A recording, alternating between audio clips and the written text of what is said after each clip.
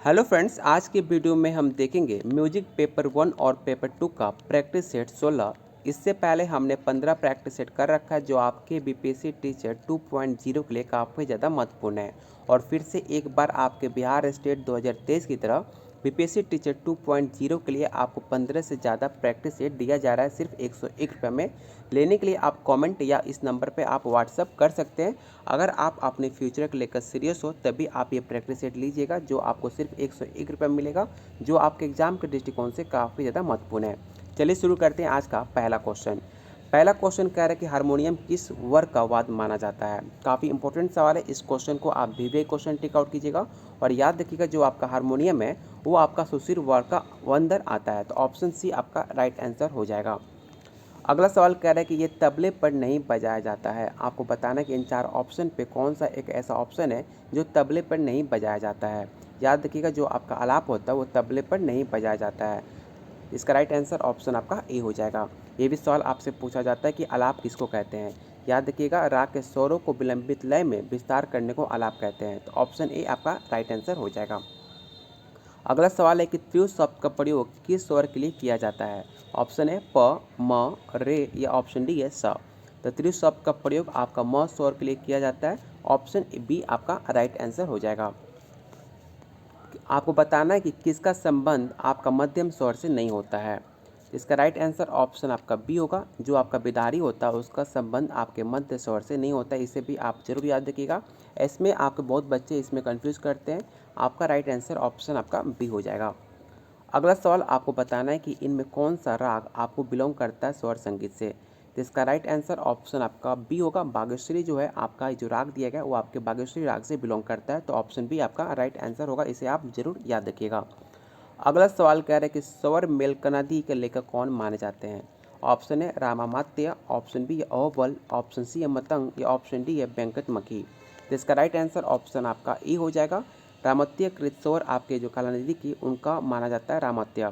जिनकी जन्म की बात की जाए तो जो उनका 1550 ईस्वी में ये ग्रंथ की रचना की गई थी। तो ऑप्शन ए आपका राइट आंसर हो जाएगा रामामत्य।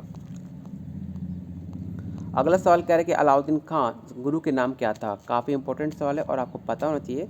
अलाउद्दीन गुरु के नाम उनका वजीर खान हुआ करते था। ऑप्शन बी आपका राइट आंसर हो जाएगा, इसे आप जरूर याद रखिएगा। अगला सवाल कह रहा है कि सितार का प्रथम तार किस स्वर से मिलाया जाता है। तो जो आपका सितार होता है उसका प्रथम तार जो होता है मध्यम स्वर से मिलाया जाता है। और ये भी याद रखिएगा जो उसका सितार का पहला जो तार होता है वो आपका लोहे का बना होता है। तो इसका राइट आंसर ऑप्शन आपका ए हो जाएगा मध्यम। अगला सवाल आपके बिहार स्टेट 2023 में पूछा गया था कि राग का पूर्व स्वरूप क्या होता है। तो इसका राइट आंसर ऑप्शन आपका सी हो जाएगा। राग का पूर्व स्वरूप आपका जाति माना जाता है। जो भरत काल में कहीं पर भी राग शब्द का प्रयोग नहीं हुआ था, उस समय जाति गायन ही आपका काफ़ी ज़्यादा प्रचलित हुआ करता था। तो ऑप्शन सी आपका राइट आंसर हो जाएगा, इसे भी आप जरूर याद रखिएगा। इनमें से कौन से आप कलाकार आपके सितार वादक थे। आपको बताना है जो आपको चार ऑप्शन दिया गया है इनमें कौन से आपके सितार वादक माने जाते हैं। इसका राइट आंसर ऑप्शन आपका डी हो जाएगा। पंडित बलराम पाठक आपके सितार वादक माने जाते हैं जिनका जन्म 5 नवंबर 1926 को उत्तर प्रदेश के बलिया में हुआ था। तो ऑप्शन डी आपका राइट आंसर हो जाएगा, इसे भी आप जरूर याद रखिएगा। अगला सवाल है कि बांसुरी जो आपको किस वर्ग में आता है आपको बताना है। ऑप्शन है तत्, घन, सुशीर या ऑप्शन डी या औनद। तो इसका राइट आंसर ऑप्शन आपका सी हो जाएगा। जो आपका बांसुरी है वो आपके सुशीर वर्ग के वर्ग अंदर आता है। तो ऑप्शन सी आपका राइट आंसर होगा। अगला सवाल है कि निम्नलिखित में परमेल प्रवेशक राग कौन सा है। मालकोंस, मधुवंती, पुड़िया, ऑप्शन डी है पीलू। इसका राइट आंसर ऑप्शन आपका सी होगा। पुड़िया राग जो होता है आपका परमेल प्रवेशक राग माना जाता है। तो ऑप्शन आपका सी राइट आंसर हो जाएगा। और जितने लोग आप वीडियो को देख रहे हो तो आप लोग कोशिश कीजिए कि मेरे आंसर बताने से पहले आप लोग आंसर कमेंट बॉक्स में करते चलिए। ऐसा करने से आपको आंसर याद हो जाएगा इसी वीडियो में और आपके एग्जाम में काफ़ी ज़्यादा हेल्पफुल होगा। अगर आपको ऐसा क्वेश्चन अगर आपके पेपर में आता है तो आप एक नज़र में इसका आंसर आप टिक आउट कर दीजिएगा। तो आप लोग आंसर आप लोग कमेंट करते चलिएगा। अगला सवाल कह रहा है कि वो कौन सा ताल है जिसमें आपके 28 मात्रा और 14 विभाग होते हैं। इस बार आपको ऐसे क्वेश्चन आपके पेपर में पूछे जाएंगे और आपको बहुत बच्चे इसमें कन्फ्यूजन भी होते हैं। याद रखिएगा जो आपका ब्राह्मा ताल होता है उसमें आपकी 28 मात्रा होती है और 14 विभाग होता है। तो इसका राइट आंसर ऑप्शन आपका ए होगा। नेक्स्ट क्वेश्चन कह रहा है कि सितार से अधिक मिलता जुलता वाद कौन सा है। तो काफ़ी इजी सवाल है, आप सबको पता होगा। जो आपका राइट आंसर हो जाएगा सुर बहार जो आपके सितार से काफ़ी मिलता जुलता वाद माना जाता है, जो आपके उत्तर भारत में काफ़ी ज़्यादा फेमस है। तो ऑप्शन सी आपका राइट आंसर होगा। अगला सवाल है कि उत्तर मुद्रा रजनी उत्तरायता किस नाम से जाना जाता है? तो इसका राइट आंसर ऑप्शन आपका बी होगा, मूर्छना। अगला सवाल है संगीत रत्नकार ग्रंथ किस अन्य नाम से जाना जाता है? काफ़ी इंपॉर्टेंट सवाल है, इस क्वेश्चन को आप भी क्वेश्चन टिक आउट कीजिएगा और याद रखिएगा जो आपका संगीत रत्नकार है उसको सप्ताध्याय के नाम से जाना जाता है। ऑप्शन ए आपका राइट आंसर होगा, इसे भी आप जरूर याद रखिएगा। अगला सवाल कह रहा है कि संगीत रत्नकार नामक ग्रंथ किस काल में लिखा गया था? इस प्रैक्टिस सेट में जितने क्वेश्चन आपको कराया जा रहा है सारे क्वेश्चन आपके एग्जाम के दृष्टिकोण से काफ़ी ज़्यादा इंपॉर्टेंट है और मैक्सिमम क्वेश्चन आपको देखने को मिलेंगे मेरे प्रैक्टिस सेट से। तो इसका राइट आंसर ऑप्शन आपका ई हो जाएगा। 11-13 शताब्दी माना जाता है आपके संगीत रत्नकार का नामक ग्रंथ। ऑप्शन ए आपका राइट आंसर हो जाएगा, इसे भी आप जरूर याद रखिएगा। अगला सवाल है सामवेद में मुख्य गायक को क्या कहते हैं? तो इसका राइट आंसर ऑप्शन आपका डी हो जाएगा, उद्गाता कहा जाता है। ऑप्शन डी आपका राइट आंसर होगा। इसको भी याद रखिएगा, आपसे पूछा जाता है कि आपका गायिका का स्वर्ण युग किसे कहा जाता है? तो स्वर्ण युग आपके सामवेद को कहा जाता है, जो सामवेद में काफ़ी फेमस हुआ करता था आपका गायन। तो ऑप्शन डी इसका राइट आंसर होगा और सारे पॉइंट को भी आप जरूर याद रखिएगा। अगला क्वेश्चन कह रहा है कि राग दरबारी किस अंग का राग माना जाता है? कल्याण, बिलावल, कन्हारा या ऑप्शन डी है तोड़ी? तो इसका राइट आंसर ऑप्शन आपका सी हो जाएगा। नेक्स्ट क्वेश्चन कह रहा है कि पंडित निखिल बनर्जी किस वाद के लिए काफ़ी प्रसिद्ध हुआ करते थे? तो जो आपके पंडित निखिल बनर्जी थे वो आपका फेमस हुआ करते थे, आपके सितार वादक हुआ करते थे। तो ऑप्शन आपका बी राइट आंसर हो जाएगा, ऑप्शन बी। अगला सवाल आपको बताना है कि जो राग दिया गया वो कौन सा स्वर समूह से बिलोंग करता है, आपको बताना है। तो इसका राइट आंसर ऑप्शन आपका बी होगा, दरबारी कन्हारा। ऑप्शन बी आपका राइट आंसर हो जाएगा। कर्नाटक पद्धति सूद रे और ध हिंदुस्तानी पद्धति के कौन सा स्वर को समान माना जाता है? इस क्वेश्चन को आप भी क्वेश्चन टिक आउट कीजिएगा और ये सवाल आपके एग्जाम में पूछने के चांसेस काफ़ी ज़्यादा है और इसका राइट आंसर ऑप्शन आपका सी हो जाएगा।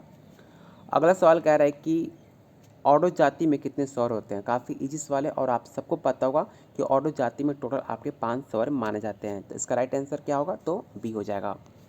अगला सवाल कह रहा है कि सारण प्रक्रिया में भरत ने कितनी बिनाओं का प्रयोग किया था? 3, 2, 4 या 5? तो इसका राइट आंसर ऑप्शन आपका बी होगा। सारण प्रक्रिया में आपके भरत ने 2 बिनाओं का प्रयोग किया था। इसका राइट आंसर ऑप्शन आपका बी होगा। हिंदुस्तानी संगीत के अनुसार वादी एवं समवादी के मध्य श्रुति अंतराल कितना होता है, आपको बताना है। तो इसका राइट आंसर ऑप्शन आपका बी होगा और इसे याद रखिएगा, हिंदुस्तानी संगीत के अनुसार वादी एवं समवादी की जो मध्य होता है वो 9/13 आपका श्रुति का अंतराल माना जाता है। तो ऑप्शन बी आपका राइट आंसर हो जाएगा।